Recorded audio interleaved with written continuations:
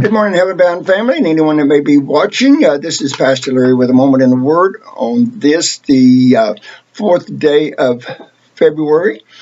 And today we're in Revelations chapter 2, and we are approaching the church of Pergamos. So you'll find it in verses 13 through 17 of chapter 2, Revelations 2, 13 through 17. The date of the church, you remember Ephesus represented the church's history from about 33 AD when the church was founded to 100. The church at Smyrna represented the church from 100 to about 313 AD. And today we come up on the church of Pergamos, which will represent the church from 313 to about 606. And there are reasons why we have these dates, and we'll try to share those with you. When we consider the name of the word Pergamos, the word Pergamos comes from two, excuse me, my nose itching there. When we look at the Greek definition of the word Pergamos, it comes from two words. One is marriage and the other is elevate.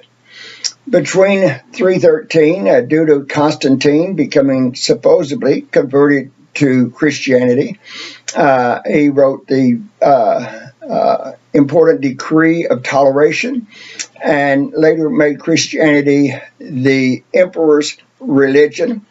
He gave beautiful buildings to the Catholic Church, or to the church, and also gave great sums of money to the bishops and so forth to decorate not only the buildings, but fancy attire, robe, and so forth, and elevated the church. We mentioned that back in the letter to the church of Ephesus, Jesus said, but one thing you have, you hate the doctrine of the Nicolaitans, which I also hate. Well, during the church at Pergamos, the church of Nicolaitans are also mentioned there.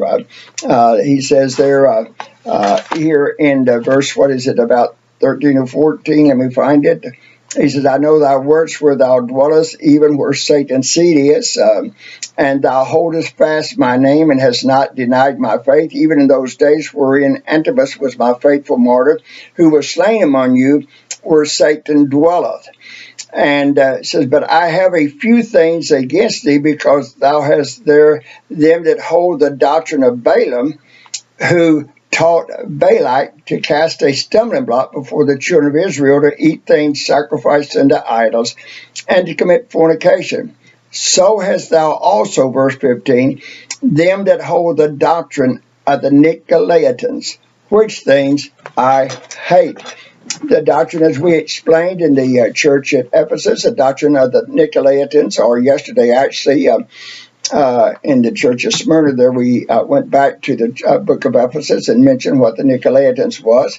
Nico means to destroy, laity means the laity. And what the doctrine of the Nicolaitans was, they wanted to set up a form of hierarchy in the church, somewhat like in the Old Testament, where you had your high priest and then your Levites and then your various priests and so forth. They wanted to set up a hierarchy within the church, and some was working towards this, and it was being given some leeway in the church of Pergamos. We said that the name of the church, Pergamos, means to marry or to elevate, and the church is going to basically marry with it will become a church-state religion. And he mentions there the idol worship there. They worshipped emperor was the idol that they worship, or they worship the emperor, which is an idol. And they also allowed the doctrine of Balaam to be taught. Now, the doctrine of Balaam, you'd have to go back to the 22nd chapter, 22 and 23, 24 chapters of the book of Numbers there, and you read about when the children of Israel was coming out of Egypt there. They were in the wilderness there, and they come up to the borders of Moab, and the king of Moab will hire a priest named Balaam to try to curse Israel. And every time he offered him a large sum of money, and every time he does, the Balaam refuses, says he cannot do more than God allows him to do.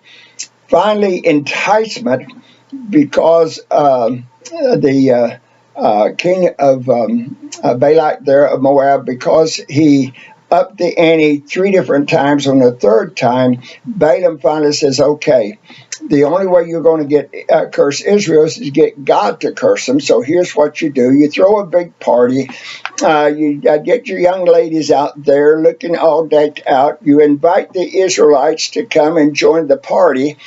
And consequently, many of the Israelites came to the party, and thus got with the young women, and lust prevailed, and fornication was carried on. Plus, they ate meat and drink that was offered to idols. And what it amounted to is it brought the world into in the case of Balaam, it brought the doctrine of the Moabites in with the doctrine of Israel. In the church today, it brings the world into the church, and consequently, it says as long as you believe in God, doesn't matter what you do, you belong to God and you're going to go to heaven. And that's a false concept, a false doctrine, and it was being taught there in the church of Pergamos. So the church was elevated. It was married to the state in the sense of the word. And as a result, all kind of pagan worship came into the church. During this period of time between 313 and 606, the elders got together at the Council of Nicaea, which was held at AD 325.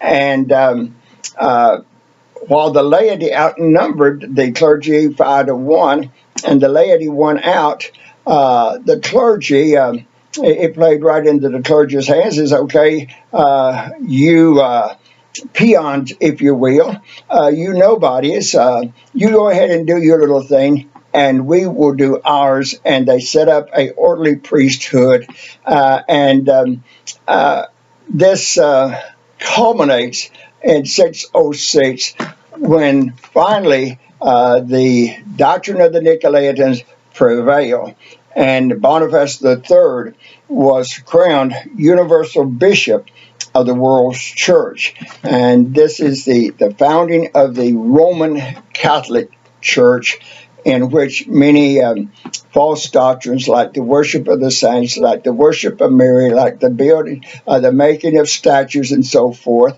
If you can imagine, just a moment, if you have a billion members, or if you had 1 million members, and you get each one of them to buy candles to burn, and you get each one of them to buy a statue like St. Christopher to put on your dash. Imagine the money that you bring into the church there. And so the church became a mercantile adventure, and consequently, while the people was faithful in the sense that they still believed in Christ, they still held to the church. They yielded to the temptations. He mentions there twice the seed of Satan there. The seed of Satan, Pergamos, was the home of the god of healing. If I could pronounce the god's name, is Asecus, I believe it is. Anyway, Achilles, the god of healing, temple was there. And so much emperor worship and paganism was gone there. It mentions his servant Antipas. We don't know who he was. We have no record of him, other than the fact that he was a child of God who, worshiping God, consequently was put to death because of the fact that he refused to worship the emperor. So this is the church of Pergamos. And again, it represents the historical church from about 313, the time of Constantine, up till the appointing of the first universal bishop, which is one step down from the Pope, which we'll see in the church of Thyatira. This is Pastor Larry with a moment in the Word.